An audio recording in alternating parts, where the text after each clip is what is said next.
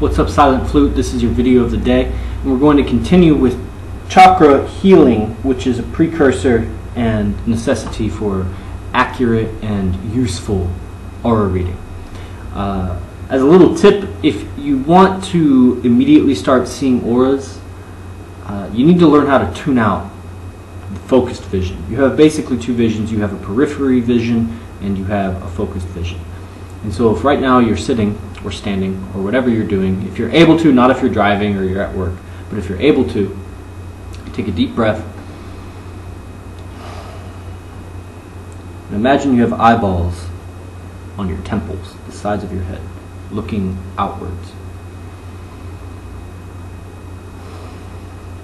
Simultaneously, so you have eyeballs looking outwards, see an eyeball at the horizon, or an eye that is focused at the horizon. So you have 3 points of focus: the sides of your vision and the front of your vision.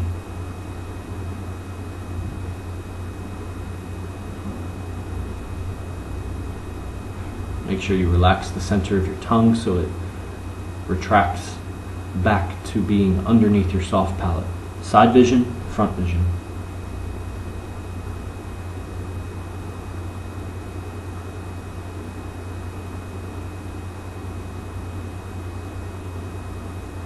That's the kind of gaze that you need to be able to see an aura. Now, it's the kind of gaze that naturally is developed during an asana practice, a yoga vinyasa practice. But some of you don't do that, so, there's other ways to develop it. You could stare at a candle, the base of the candle. Don't stare directly at the candle. Stare at the base of the lit candle, the wick, not the bottom of the candle, the wick where it's burning. Stare at that without blinking for a while, and maybe up to 10 minutes. Don't do more than 10 minutes. But that'll start to train you to kind of tune out and focus at the same time, because you want to have both. But the auras are not seen by the physical eyes. They're seen by the intuition, the intuitive eye, and they're felt with the body. Okay, so to heal, we're going to start at the root chakra, muladhara. Muladhara is symbolized as a square. I didn't draw it for you, but you can look it up. It's a square with an inverted triangle and 4 petals, 1 petal on each side of the square. It's a crimson color, so like a blood red, and it's horizontal, so it sits at the base of the pelvis. There's a pubococcygeus complex, which the pubis and the coccyx form the front and the back of the pelvis, and there's a bunch of muscles that connect the two, that hold the pelvis together from the base. That's the pubococcygeus complex, and the center of that is the perineum. And it's not a physical location, so I have to emphasize that the chakras and your body are not exactly, for example, people that are missing a limb, they still have a hand chakra. Particularly people that the limb has been lost through life. If they were born with the deformation, then that's different. But if they lose an arm during life, they still have a hand chakra. They still have all the energy of that arm. The energy body is still there. That might start to diminish as the mind forgets that, but that's a different subject. So the mind and the pranamaya kosha, the annamaya kosha, we talked about this in the last video. The annamaya kosha is the physical sheath, and the pranamaya kosha is the energy sheath. So they don't exactly correlate, but it's useful to think. You pucker your anus. That's from the long pranayama video from a few days ago. You pucker the anus. That's more or less close to the perineum. That's giving your mind a reference. That's where the perineum is. That's basically where muladhara chakra is. Muladhara means root, seat. So it's the root of the chakra system. It's the closest meridian chakra that's to the ground. And so it's responsible for various things like survival and self-image, your self-worth,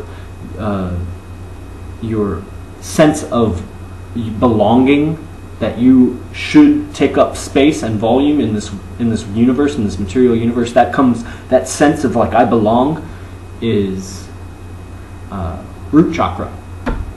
Okay, so if somebody had root chakra issues, like they don't think they belong, or they have excessive root chakra, like they're kind of overly imposing in an uncalibrated way. I mean, all the chakras relate to other chakras, so it's really hard to diagnose just a single chakra as an isolated component. But to not have excess or deficiency, we want to bring the mind and body together, which is really, really useful, because the meditations that I'll be sharing with you in the coming weeks that help you, the real you, to step back, to take a perspective of the mind is not you, of the body is not you, requires that you actually connect with the body and then separate. You have to know what it is to be able to separate. Otherwise you just become enmeshed with, and I did a video on Purusha and Prakriti. Samyoga is the enmeshment of the material world with the spiritual world, and most people are suffering because they connect the two. You have to be able to separate to then unite healthfully. That's yoga, is the separation so that we can bring together mindfully. Okay, so the root chakra will help you. So do this exercise. Feel free to post it or submit it to me privately. I'll say the first 1 or 2 people, if you submit to me, I'll give you some personal feedback on it. Otherwise, I'll just tell you all how to interpret it for yourself. Because I see who's viewing these videos, so it's not like everybody in the group is watching videos. I know who's slacking, and whatever, man. You know, it's your own evolution. So, take a piece of paper. It could be blank or lined. If you have colored pencils or something colored like crayons, then you can use that. And I want you to draw your self-image. Draw how you feel in your body. Don't try to make an accurate, you know, my beard is this long and the width to the height. Like, forget that. You draw how you feel. Head to toe, you know, include everything. You know, if you need to use some words to, because you don't know how to draw this particular adjective, you know, whatever. But this will be very useful, and I'll show you how this can help you to connect with your root chakra, and which is already going to boost your aura reading. This is all about boosting your aura reading. If you already aren't seeing auras after that little periphery exercise I just saw, you might start. I also recommend getting into the Hatha Yoga sequences I have on YouTube. That's going to develop that gaze, and it's going to develop your awareness of your own energy body. But definitely do this exercise. Take out a piece of paper, pencil, colored pencils, crayons. Draw how you feel. Draw how the feeling of your body is. The body. And maybe there's some emotions in that too, but draw how your body feels, and then feel free to post, or if it's too personal or whatever. I mean, it's a private group, you know, we're all friends here, but if you want to privately send it to me, that's fine too. And, you know, if you're on YouTube watching this, then feel free to email it to me and I'll tell you, but a follow-up video after this is going to tell you kind of how to interpret it for yourself.